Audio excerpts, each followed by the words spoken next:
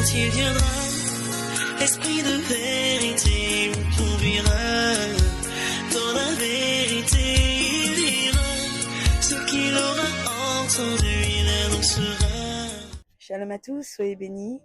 J'espère que le Seigneur vous encourage, vous aide à remonter la pente au travers de cet enseignement sur l'intimité avec Dieu. Certains ont regardé la vidéo de vendredi dernier et j'attends vos retours, j'attends vos questions, j'attends vos commentaires. Aujourd'hui, nous allons ensemble voir la suite. Comme convenu, nous allons ensemble parler des différents niveaux d'intimité. Mais sans plus tarder, je vais vous inviter avec moi à présenter ces moments au Seigneur. Prions. Père éternel, nous venons à toi dans le précieux nom de Jésus-Christ de Nazareth.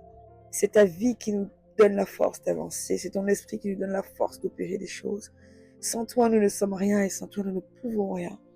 Viens par la vie de ton esprit nous remplir. Viens par la vie de ton esprit mettre les mots à ma bouche. Viens par la vie de ton esprit m'expliquer les visions que tu donnes, les directives que tu donnes et les choses cachées. Nous avons besoin de toi pour comprendre ce que tu attends de nous. Nous avons besoin de toi pour vivre quelque chose de nouveau avec toi et être préparés pour l'enlèvement. Nous avons besoin de toi pour monter dans ta présence. Viens par ton esprit de vérité et conduis-nous.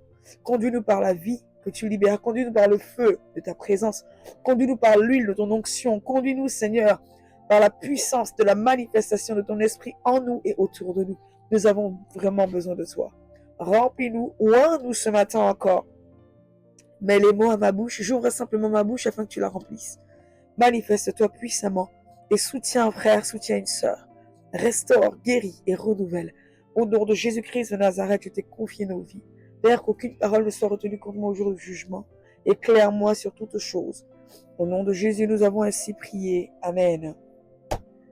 Aujourd'hui, nous allons voir ensemble les différents niveaux de l'intimité. Mais avant d'aller sur les différents niveaux de l'intimité, je vais vous parler de deux niveaux de fréquentation de Dieu, deux niveaux de proximité avec Dieu. Il en parle lui-même dans la parole, il parle des serviteurs et des amis. Je vais commencer par les serviteurs. Les serviteurs servent pour avoir quelque chose en retour. Quand on appelle quelqu'un serviteur, en général dans le monde, si on dit j'ai un serviteur pour la voiture, j'ai un serviteur pour les vêtements, j'ai un serviteur pour les enfants, celui qui vient donner un service, fournir un service, attend un salaire en retour. Dans les serviteurs, nous avons deux types de serviteurs. Nous avons les serviteurs qui s'attachent et qui deviennent comme des fils, et nous avons les serviteurs qui sont des mercenaires. Le premier niveau de serviteur, c'est celui qui s'attache et qui devient comme un fils. Il vient, il nous bénit, il est là pour un service, c'est vrai qu'il a un salaire en retour. Il bénit le temple de Dieu, Dieu lui donne le mariage. Il bénit le temple de Dieu, Dieu lui donne le travail. Il bénit le temple de Dieu, Dieu restaure son foyer. Il bénit le temple de Dieu, Dieu ouvre des paramètres dans ses capacités. Il faut savoir que dans le cadre de porter du fruit, le Seigneur m'a fait comprendre et m'a fait vivre aussi des choses. Je parle souvent de choses que j'ai expérimentées moi-même. Parfois, en allant simplement aider à l'église, le Seigneur va utiliser un simple geste qui semblait être un dépannage pour libérer quelque chose qui tôt ou tard deviendrait une entreprise. Ce que je vous dis, ça peut vous surprendre. On peut se dire que forcément, en tant que chrétien, on a un chemin tout tracé. Notre papa veut qu'on soit médecin, on a étudié à la médecine et on finira médecin. Et puis voici qu'il y a un événement à l'église. Et puis on a à cœur de soutenir. On a dit à l'intérieur de nous, je ne sais peut-être pas faire grand-chose, mais j'aime bien décorer. Et voici que je me lève pour aller décorer. Et en allant pour décorer, après le Seigneur nous dit, je suis très content de ce que tu as fait.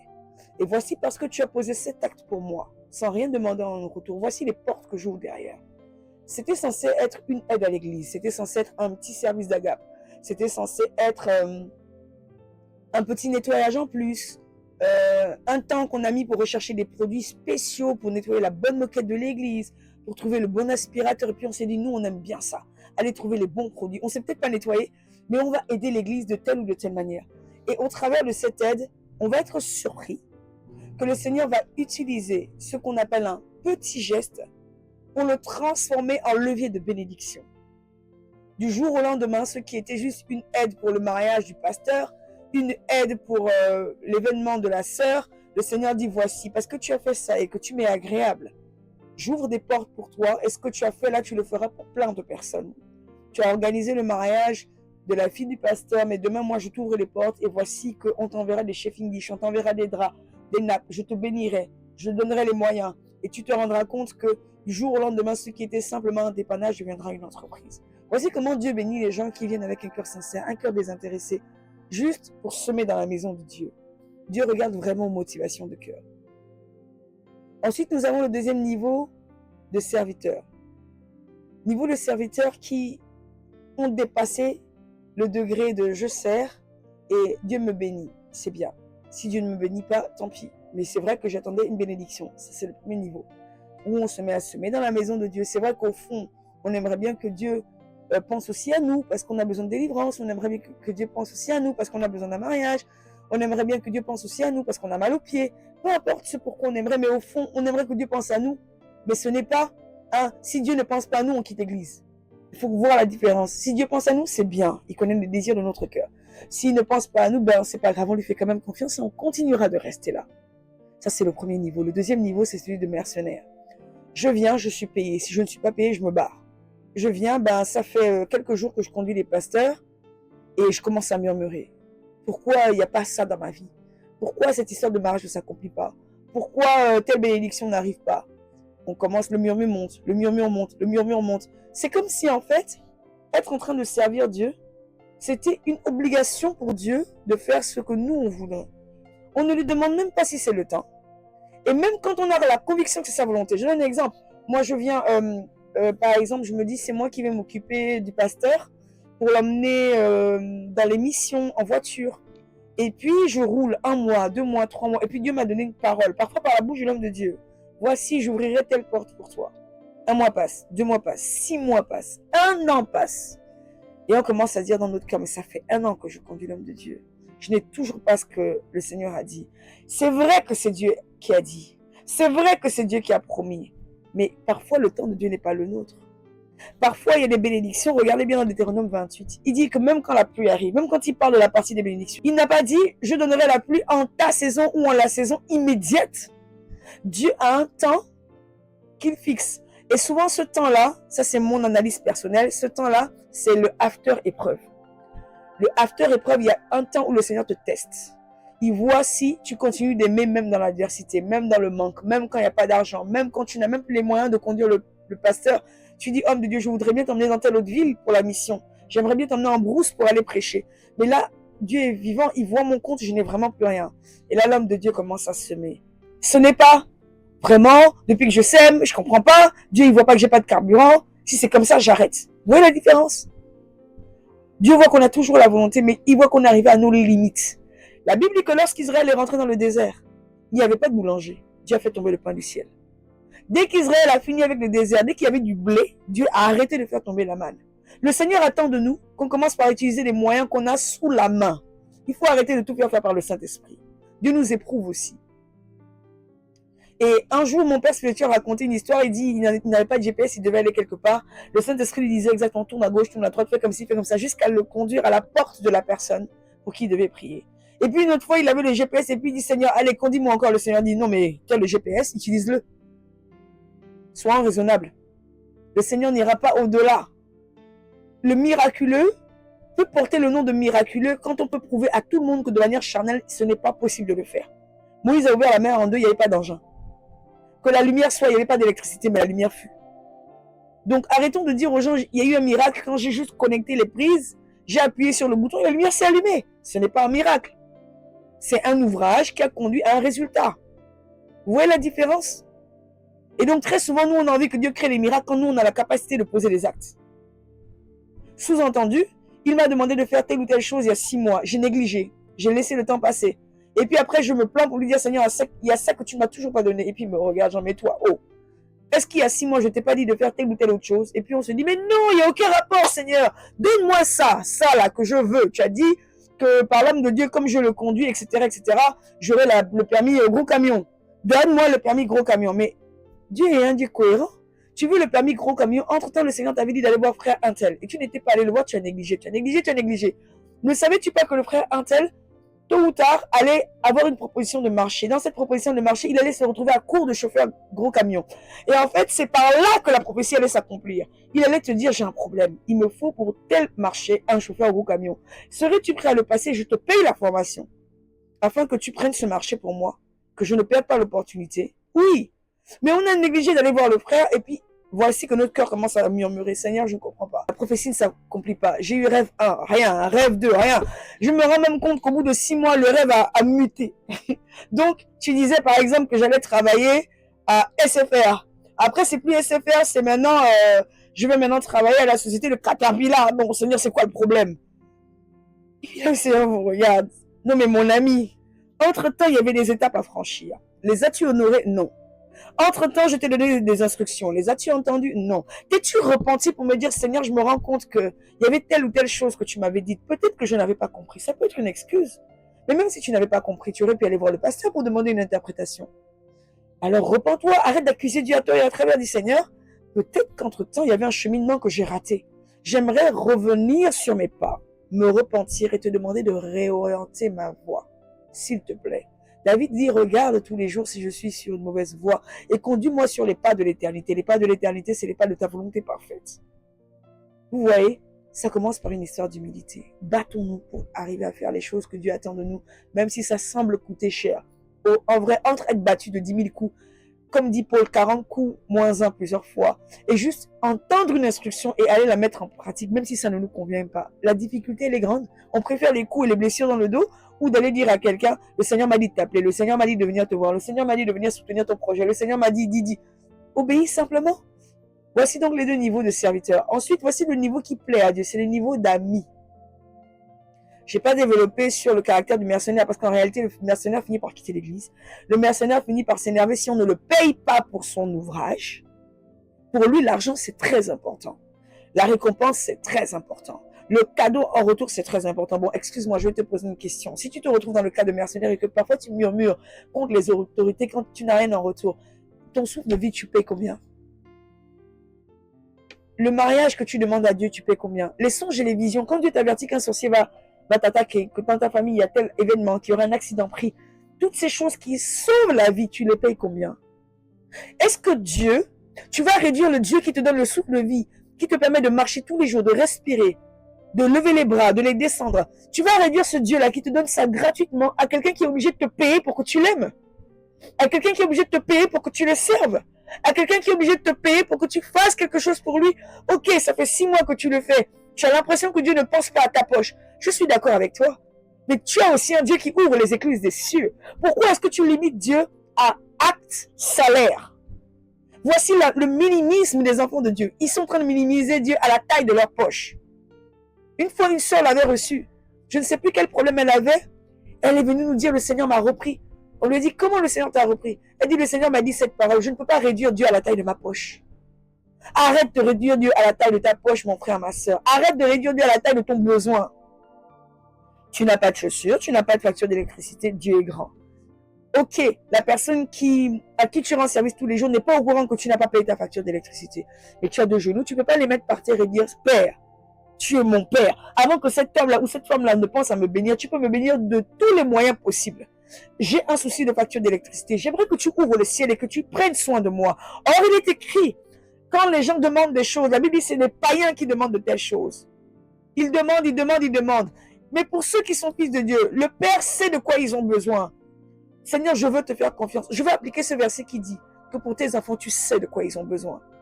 Donc, tu sais que j'ai besoin d'électricité, tu sais que j'ai besoin de carburant, tu sais que j'ai besoin de vêtements pour mes enfants, tu sais que j'ai besoin de billets pour aller rendre ministère à tel endroit. Glorifie ton nom. J'aimerais que tu manifestes ta gloire afin que je puisse témoigner que c'est Dieu qui m'a béni et que je puisse continuer ton service avec joie. Vous savez, soyez vrai avec Dieu. Quand ça va mal, dites-lui, Seigneur, ça va mal. Mais n'allez pas murmurer contre les autorités. Parce que parfois, c'est là que vous ratez les tests. Dieu est fidèle. Faites-lui confiance. Et vous savez, il y a autre chose qui se passe. Quand vous ne voulez pas faire ce que je suis en train de vous dire, c'est-à-dire la case de réveiller Dieu. Je parlais la dernière fois à une servante de Dieu. Je lui dis, écoute, par rapport à ton problème, pourquoi tu ne te souviens pas que dans ta Bible, il y a un nombre incontable de noms de Dieu? Pourquoi tu ne te souviens pas que dans la portée des choses que tu as lues dans la Bible, il y a tellement de paramètres de Dieu que tu as la capacité d'activer? Je vais m'expliquer. Si j'ai besoin de guérison, et ça fait 10 ans que la maladie traîne, ça me coûte quoi d'aller poser une alliance avec El Rafa? Ça me coûte quoi de dire, bon, ça fait 10 ans que je paye l'hôpital, j'en ai marre de dépenser. Maintenant, Seigneur, il faut que tu fasses quelque chose. La Bible me dit qu'il y a aussi El Rafa. Il n'y a pas que Yahweh Jireh, il n'y a pas que Yahweh Shammah, il n'y a pas que Yahweh Roi, il n'y a pas que Yahweh Sabaoth. Moi, j'ai besoin d'activer le Dieu qui guérit, El Rafa. Je ne vais pas attendre qu'on m'impose les mains. Je ne vais pas attendre que Catherine Kuhlman ressuscite là-bas pour venir me faire une conférence. Je ne vais pas attendre que Léontine Dan passe par ma ville. Je ne vais pas attendre Parfum du ciel. Ce que je vais faire, c'est que je vais aller dans la prière. Et je vais activer tel nom de Dieu. Et pour activer tel nom de Dieu, je vais poser une alliance. Seigneur, si tu me guéris, j'aimerais de tout cœur, pas de manière manipulatrice. Genre, je demande à Dieu, après je ne le ferai pas. Dieu va tout détruire. Ecclésiaste 5, de 1 à 5. Ne te hâte pas de promettre des choses à Dieu que tu ne vas pas accomplir. Sinon, Dieu lui-même détruira l'ouvrage de tes mains. Du jour au lendemain, tout va s'écrouler. Et c'est Dieu qui l'aura fait. Parce que tu n'auras pas accompli ton alliance. Mais dis-lui, Seigneur, peut-être qu'en fait, tu as permis que je sois malade pour que El Rafa soit manifeste dans ma vie. Peut-être qu'en fait, tu as permis que je souffre de problèmes d'argent et que ça ne s'arrête pas pour que je sois la solution pour activer Jireh. Peut-être que tu as permis que comme Moïse, je traîne 40 ans chez Pharaon dans la sorcellerie pour que je sois capable de me tenir en face de Pharaon et de lui dire, toi Pharaon, si tu ne laisses pas partir mon peuple, l'Éternel te frappera. Et je jette mon bâton sans aucune crainte. Et même quand les serpents de Pharaon sortiront des bâtons de ses sorciers, je n'ai pas peur parce que j'ai grandi dans le temple de Pharaon, j'ai connu la sorcellerie de Pharaon, j'ai appris à pratiquer cette sorcellerie, mais maintenant, j'ai découvert un Dieu supérieur, celui qui fait descendre le feu. Et grâce à la différence de là où j'étais et de là où je me retrouve maintenant, j'aurai la capacité d'aller affronter la sorcellerie de Pharaon et de lui dire maintenant c'est terminé, tu n'as plus de pression et de pouvoir sur moi. Est-ce que toi aussi mon frère, ma soeur, sur la situation qui te dépasse, tu peux confronter la situation, te mettre face à elle comme Moïse s'est tenu face à Pharaon et dire écoute, pendant longtemps j'ai été malade, pendant longtemps j'ai été fauché, pendant longtemps j'ai été dans telle et telle difficulté. Maintenant je viens avec un Dieu supérieur à ce que j'ai subi. Seigneur, accorde-moi cette alliance, que je me tienne devant le pharaon de ma destinée, devant le pharaon de mes finances, devant le pharaon de ma santé, devant le pharaon de telle ou telle situation qui est difficile dans ma vie et que je lui dise, hey mon ami, maintenant time is over, le jeu s'arrête là. Aujourd'hui, j'arrive avec l'Éternel des armées, sa promesse, sa parole, son bâton, donc sa parole, son autorité. Et je viens avec une alliance que je vais démontrer devant toi. Sache que maintenant, ces choses-là vont se soumettre. Et même si tu continues de libérer la maladie, c'est-à-dire que même si ce problème continue, même si la pauvreté continue de frapper, même si la sorcellerie continue de se manifester, tu es tranquille parce que tu dis mon serpent va avaler les 2 serpents de Pharaon. Vous voyez la différence? Après cette alliance, tu auras encore des petites fièvres. Après cette alliance, il y aura encore des petites frappes de la sorcellerie. Ils enverront des petits symptômes, ils enverront des petites douleurs, des petits sentiments que la maladie est toujours là, qu'elle est en train de revenir malgré l'alliance de ton Dieu. Et à toi de leur dire, écoutez-moi bien, toi peine à mon bras, à mon pied, douleur que je ressens dans mes entrailles. Depuis le jour où j'ai fait cette prière, tu as attendu que Dieu te réponde. Et Dieu va te répondre d'une manière ou d'une autre. Et tu lui diras, Dieu m'a répondu de telle manière. Et parce que Dieu a validé mon alliance, maintenant toi maladie, tu n'as rien à faire ici. Que l'autorité qui est en moi avale toute attaque de sorcellerie qui est en train de se manifester dans ma vie. Vous verrez si Dieu ne descendra pas pour agir. Nous sommes trop nombreux à accuser Dieu. Ah oui, le pasteur, depuis il ne me bénit pas, il ne me paye pas. Mais peut-être que Dieu attendait ce désert-là pour que tu aies cherché la main qui tombe du ciel. Il attendait qu'il manque le blé pour que tu lui dises, Père, on fait comment pour manger? Fais descendre le blé du ciel. Vous pensez que Dieu a envoyé Israël dans le désert juste pour les voir pleurer, s'agiter, s'énerver? Ouais, Seigneur, t'es pas sérieux, tu nous mets dans le désert. Dieu a mis Israël dans le désert afin qu'il voit sa gloire éclater. Dieu a mis Israël dans le désert afin qu'ils apprennent à l'invoquer, à le chercher. Et Moïse a dit, laisse-nous partir, on va aller adorer notre Dieu. L'adoration commence quand il n'y a plus rien et qu'on apprend à se soumettre. L'adoration commence quand on est mort à nous-mêmes et qu'on laisse Dieu commencer à faire les choses. L'adoration commence quand on sait qu'on va tuer ce qu'on a de plus précieux, Isaac, et qu'on peut dire, je vais me soumettre tellement à lui, je vais m'humilier, je vais le laisser être grand. Là, je vais l'adorer. J'offre mon corps comme un sacrifice vivant, agréable et parfait. Dans Romains chapitre 12, verset 1. Voici ce que Dieu attend de vous. Offrez donc vos corps comme un sacrifice vivant à l'Éternel. Quand on est un sacrifice, on ne sent pas la douleur. Quand on est un sacrifice, est-ce que vous avez déjà vu un corps mort qui dit aïe? Si vraiment vous êtes au niveau de sacrifice, vous qui cherchez l'intimité avec Dieu, si vraiment vous êtes au niveau du sacrifice, avez-vous déjà vu un corps mort? Quand le rat est mort, le chat est mort, si vous appuyez, vous prenez une aiguille, pic, pic, pic, est-ce qu'il y a une réaction? Le problème d'Israël, c'est qu'Israël est encore trop en train de réagir. Israël a rencontré, aïe, aïe, Seigneur, tu me fais mal, je ne peux pas supporter, c'est trop dur, enlève-moi de là. Quand on parle de sacrifice sur l'autel, c'est qu'on ne réagit plus. On n'a plus de force, on laisse Dieu faire. Et donc oui, c'est compliqué, on dit Seigneur, voilà, tu sais que j'ai pas de force. est-ce que ce Dieu-là, que je lis dans ma Bible, qui a opéré avec Samson, qui a opéré avec Jephthé, qui a opéré avec Esther, qui a opéré avec Daniel, est-ce que je peux te voir? Est-ce que je peux te rencontrer? Peut-être qu'il y a longtemps, Dieu attendait que tu poses cette alliance afin qu'il se manifeste puissamment dans ta vie. En fait, Dieu a toujours un chemin pour chacun et il y a un programme qui est mis en place. Il faut juste que tu sois sensible au mouvement de l'esprit et que tu ailles déclencher des choses que tu allais arracher. Aussi longtemps que toi-même tu n'es pas engagé, Dieu ne peut pas se permettre de libérer ce don sur ta vie parce qu'il sait que tu ne l'honoreras pas et que tu auras encore des attitudes qui vont détruire la semence. Et Dieu ne va pas poser un truc que toi-même tu vas perdre en attristant le Saint-Esprit. Donc il va attendre que tu sois conscient de ton besoin, conscient de l'utilité de la manifestation de ce nom, Yahweh Rapha, Yahweh Shammah, El Shaddai, le Tout-Suffisant. Quand tu seras conscient et que tu vas respecter ce nom-là, là maintenant il dira, maintenant tu as besoin de moi, je descends. Et toi, en retour, tu fais quoi? Est-ce que tu vas honorer ce que je te demanderai de faire? Est-ce que tu vas honorer tes engagements pour entretenir ce don-là que je vais libérer sur ta vie? Est-ce que tu vas honorer la vie de sainteté, la vie de sanctification, la vie d'humilité pour pouvoir entretenir la puissance que je vais libérer sur toi après ta prière? Vous voyez comment on peut passer de mercenaire à oint? Il suffit juste de changer l'état de son cœur, d'arrêter de se plaindre, d'arrêter à chaque fois de regarder aux hommes, que les hommes me donnent, que les hommes fassent. S'il vous plaît, les hommes là, c'est des agents utilisés par Dieu. Dieu fait ce qu'il veut. La Bible dit que Dieu peut susciter même le méchant pour le jour du malheur. Si tu as vraiment envie de te bénir, tu n'es pas obligé de passer par un homme.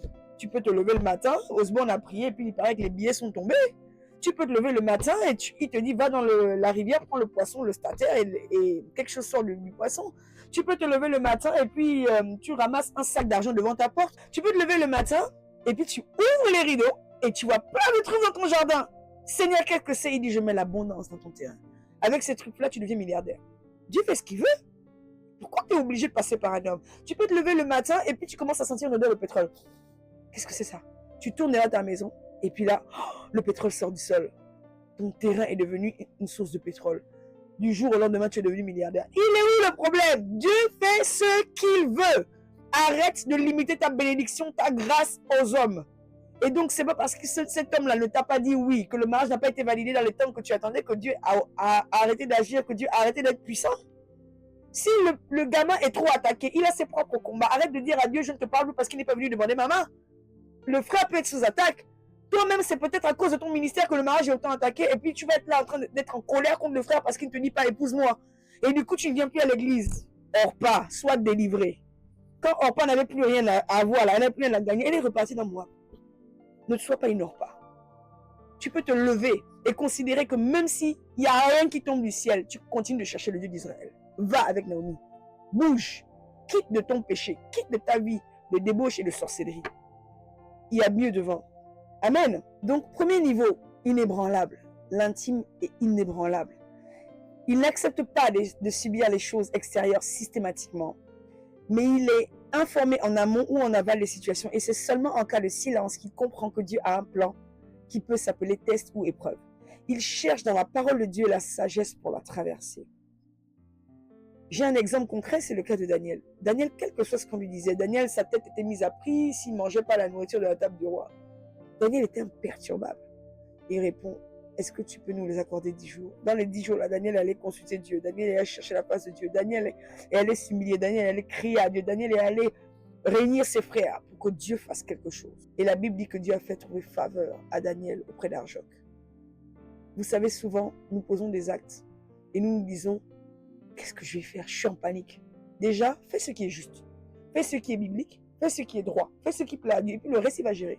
Si c'est pas bon, il te corrigera. Si c'est pas bon, il recadrera, il te dira non. Là, c'est ma volonté que tu passes cette épreuve. Vas-y, accepte. Mais d'abord, dis non. Non au péché, non à la souillure. Non, non. Un gros non, comment on fait aux enfants? Non. Pêche? Non. Fais-moi un bisou? Non. Allons dans mon lit? Non. Un gros non. Ensuite, si c'est de Dieu, Dieu va t'encourager. Si c'est pas de Dieu, il te dira non. Aujourd'hui, en fait, c'est un temps de délivrance pour toi. Il te demande la main, c'est vraiment lui que j'envoie pour t'épouser. Ne lui dis pas non parce que c'est moi qui l'envoie vers toi. Tu diras, bon frère, Dieu me dit de revenir vers toi, je te demande pardon. J'ai reçu de Dieu que tu es la volonté de Dieu, donc j'accepte de t'épouser.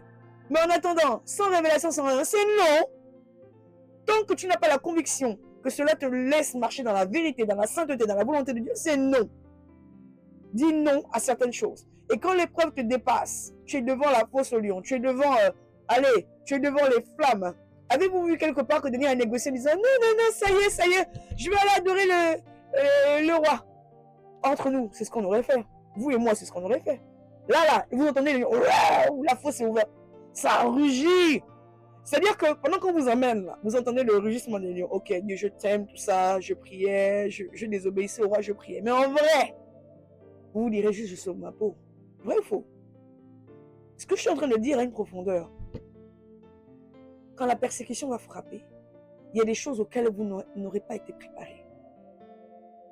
Si actuellement vous n'arrivez pas à braver, dépasser cette étape avec Dieu, dans votre intimité avec Dieu, c'est-à-dire vous dire, Seigneur, tant que tu ne m'as pas dit de me soumettre à la sorcellerie, tant que tu ne m'as pas dit de dire oui à la franc-maçonnerie, tant que tu ne m'as pas dit de faire ces choses que je sais qui sont anti-bibliques, je ne me soumettrai pas, quitte à y laisser ma vie. Si tu ne me donnes pas tout de suite une parole de sagesse pour sortir de là, qui ne me met pas en compromis avec toi, gloire te soit rendue. Ce que je dis est stratégique. Parce que la Bible dit, le Seigneur dit que dans le temps où vous serez accusés, quand vos frères vous vendront et qui penseront avoir rendu culte à Dieu, la Bible dit, quand vous serez convoqués devant les tribunaux, ne préméditez pas ce que vous aurez à dire, car moi, l'Éternel, je mettrai dans vos bouches exactement les paroles qui conviennent d'être dites. Vous vous souvenez de ce verset? Je ne l'ai pas inventé. Donc vous voyez dans le cas de Daniel, il est arrivé jusque-là. Les lions rugissent, mais Daniel n'a pas scié. Daniel n'a pas fait un coming back en disant non, s'il vous plaît, finalement je vais aller faire ce que vous voulez, laissez-moi juste repartir. Daniel s'est laissé conduire parce que Dieu ne lui avait pas dit le contraire. Aussi longtemps que le Seigneur ne te dit pas de fléchir le genou devant Baal et d'Astarté, et ça m'étonnerait qu'il te le dise, parce que même quand Dagon est resté tout seul avec l'arche de l'Alliance, Dagon a dû fléchir le genou sans aucune main humaine. Là où il y a l'Esprit de Dieu, aussi longtemps que vous êtes dans la volonté de Dieu, tout Dagon en face de vous, toute situation compliquée en face de vous, toute situation d'attaque, toute situation de sorcellerie sera obligé de fléchir le genou. Si ce n'est pas l'Éternel qui envoie ses anges pour fermer la gueule des lions, c'est Dagon qui va se retrouver fracassé le lendemain matin. On viendra le lendemain matin, on te dira alors tu n'es toujours pas morte avec cette situation. Et tu diras non, j'ai plutôt l'impression que la personne qui voulait m'enlever de mon travail a été virée.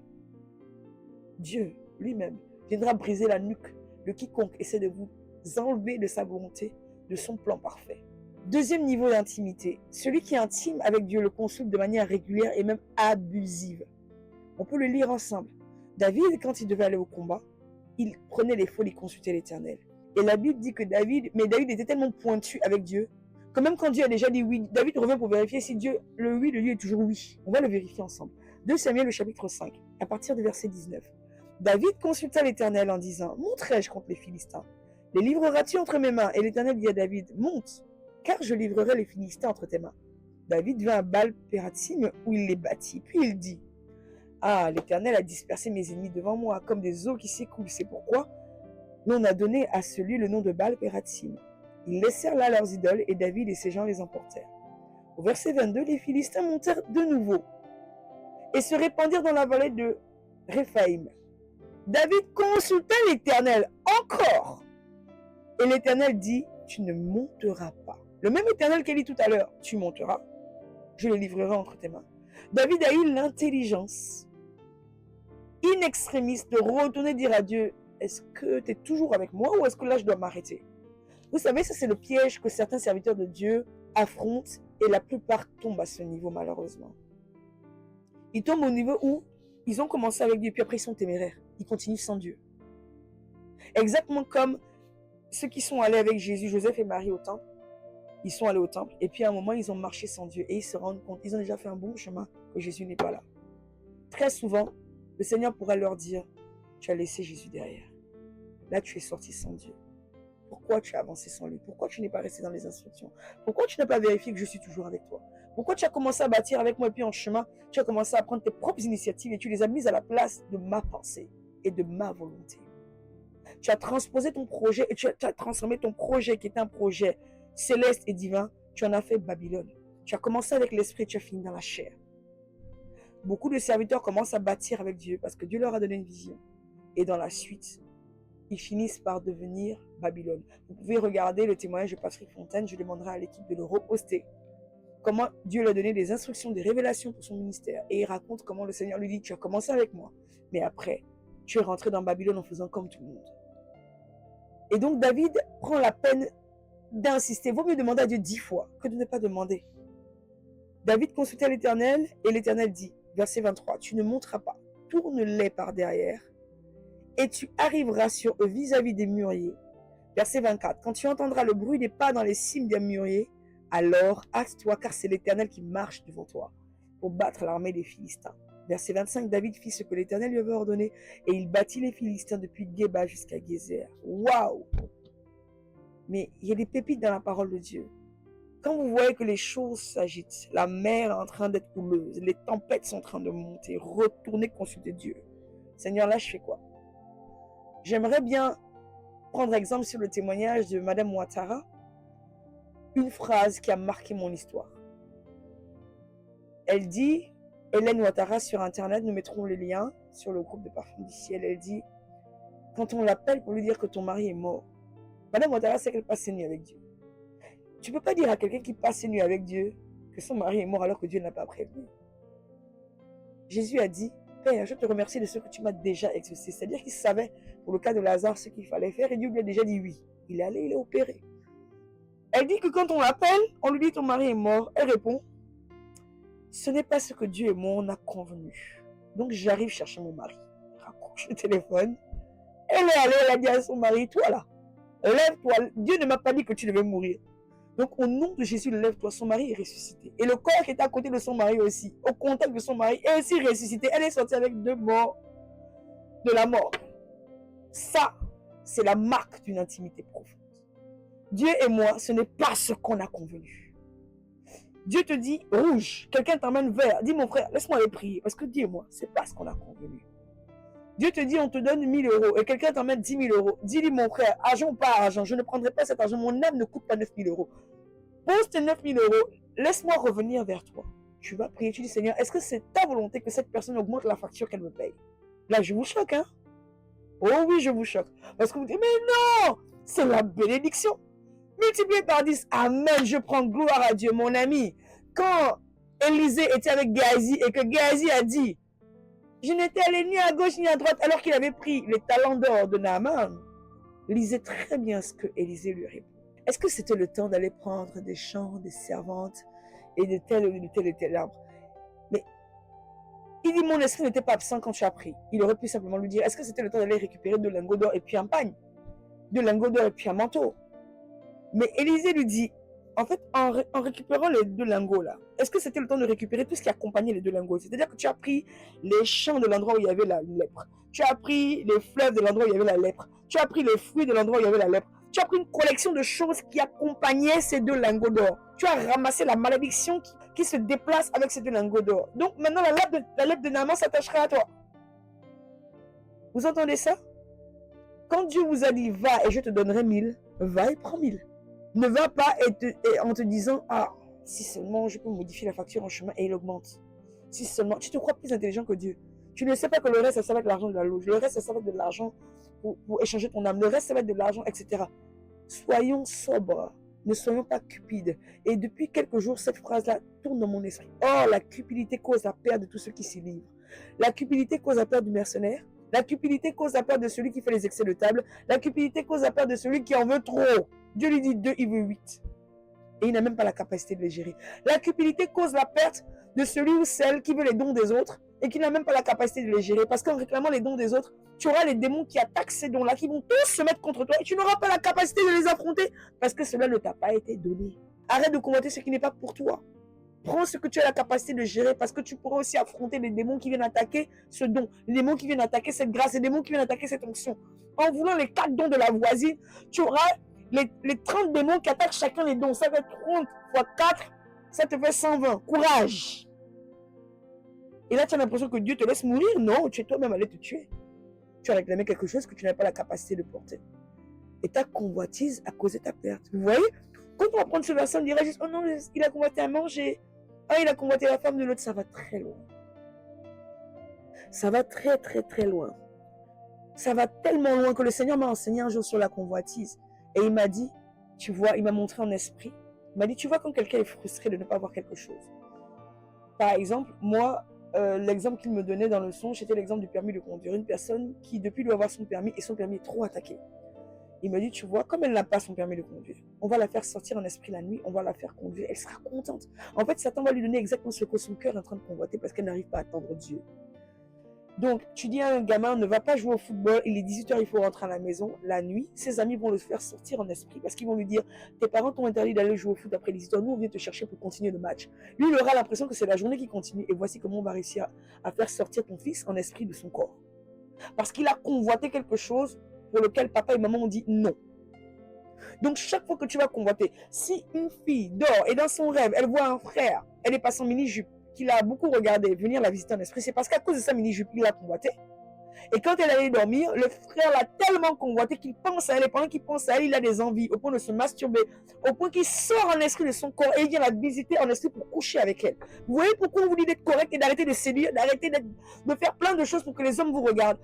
Vous mettez votre rouge à lèvres. Oh non, je le fais pour moi, je vais être belle devant mon miroir. Mais pendant que tu es là avec ton rouge à lèvres, le collègue de classe ou de travail qui a passé toute la journée à baver sur tes lèvres parce qu'elles étaient trop bien dessinées, à imaginer comment il pouvait t'embrasser, etc., etc. Tu vas créer chez lui une sortie en esprit qui va faire en sorte qu'il va vamper, il va venir dans ton lit et la nuit tu diras mais j'ai rêvé qu'il est venu tout nu dans ma chambre pour avoir des rapports avec moi. Mais c'est toi qui as cherché ma soeur. Sois correct, arrête d'essayer de plaire. Pourquoi tu veux plaire? Sois propre. Oui, quand je parle d'artifice, on dirait je fatigue les gens. On dira non, mais elle nous fatigue avec ses histoires. Mais c'est parce que Dieu m'a enseigné sur les conséquences, sur la profondeur. Est-ce que vous aimeriez arriver devant Dieu au jour du jugement et voir 5000 hommes devant vous et dire mais Seigneur, moi j'ai jamais péché avec eux, et qui vous disent ah bon, tu veux qu'on te montre chaque fois que tu as mis un décolleté, un string, une jupe transparente où on devinait la culotte, ou que tu es passé, que tu as marché comme ça, ou que tu as mis tes mèches et que tu faisais comme ça, ou que tu as fait je ne sais pas quelle coiffure, ou que tu avais l'air d'une bimbo, pom-pom girl ou n'importe quoi, chaque fois que tu n'étais pas toi, que tu étais autre chose, que la Cyril était avec toi et que ce frère a été séduit dans son cœur sans te dire qu'il était amoureux de toi. Voici la liste de tous les hommes qui ont péché en pensant à toi. Voici la liste de tous les hommes qui se sont masturbés en regardant ton tailleur de travail où tu étais serré là. Quand tu marchais avec tes talons, on devinait comment on voit toute la forme de tes fesses tellement tu étais serré à l'intérieur. Je vous dis des choses, mais vous n'imaginez pas le nombre de personnes qui rentrent dans le bureau. Je vous parle de choses réelles. Dans le bureau de mon mari fait de la délivrance, les personnes qui arrivent dans son bureau et qui disent « je me suis masturbée ». Et tu t'es masturbée comment? Mais c'est parce que j'ai vu telle sœur à l'église. Ok, dans le monde, on peut comprendre, mais pas à l'église. Habillez-vous correctement. La sœur est tellement serrée dans sa jupe que quand le frère la voit, oh là là, il commence à fantasmer. Mais c'est pas possible. Vous me direz, mais lui aussi il a péché. Mais moi aussi je vous dirai, il est écrit, il peut arriver des scandales. Mais malheur à celui par qui le scandale arrive. Le frère s'est masturbé, mais qui est l'origine du scandale? Donc, veillons sur nos voies. Ne soyons pas des mercenaires. Ne cherchons pas à avoir quelque chose en échange, quelque chose en retour, quelque chose à gagner. Avec Jésus, on a déjà tout gagné parce qu'il est plus que vainqueur. Ne cherchons pas forcément à être payés, à être multipliés, à être reconnus, à être ointe parce qu'on a posé un acte. Dieu est assez grand pour venir le faire dans le secret et pour dire à l'homme de Dieu, fais ça pour elle. Et s'il ne passe pas par l'homme de Dieu, il le fera lui-même, avec ou sans homme. Moi, c'est ce Dieu-là que je sers. Moi, je sers El Shaddai. Quand j'ai posé la question à Dieu, je lui ai dit, Seigneur, qui es-tu pour moi? Il s'est révélé à moi, il m'a dit, je suis El Shaddai. El Shaddai était c'est-à-dire le Dieu tout suffisant. Donc, je suis très intelligente, j'ai compris au nom de Jésus. J'ai compris que si quelqu'un ne fait pas quelque chose pour moi, je n'ai pas à murmurer. Je vais dans sa présence, je lui dis, Seigneur, tu m'as dit que tu es tout suffisant. Avec ou sans lui, donne-moi. Seigneur, tu m'as dit que tu es tout suffisant. Avec ou sans lui. De toute façon, moi, je n'ai rien dit. C'est toi qui m'as dit, dans ma vie, là, tu t'es présenté en tant qu'El Shaddai. Viens glorifier ton nom. Donc, toi, va chercher qui est Dieu dans ta vie. Va chercher comment il se présente à toi. Va chercher de quelle manière il a envie de manifester le miracle dans ta vie. Va chercher de quelle manière il a envie de briser tes chaînes, d'attester au monde qu'il a choisi de marcher avec toi. Va chercher de quelle manière il a envie de manifester l'huile qui a été pressée de ton olive. Cherche-le dans l'intimité. Le temps est arrivé pour aujourd'hui, nous allons nous arrêter là. Nous allons prier. Seigneur, je te bénis pour mon frère et ma soeur qui ont écouté ce message. Et je prie que tu ouvres leur intelligence. J'espère que ce message a éclairé. J'espère que ce message a aidé. J'espère que ce message a révélé. Oui, Seigneur, il y a tellement de choses que tu me permets de vivre des expériences, des choses que tu me montres pour m'enseigner, afin que je sache que ce ne sont pas que des versets, mais qu'il y ait des réalités spirituelles qui se cachent derrière les versets que tu mets dans la Bible. Seigneur, je prie vraiment qu'au travers du peu que tu m'enseignes, qu'un frère ou une sœur soit délivré, délié, libéré, changé, transformé.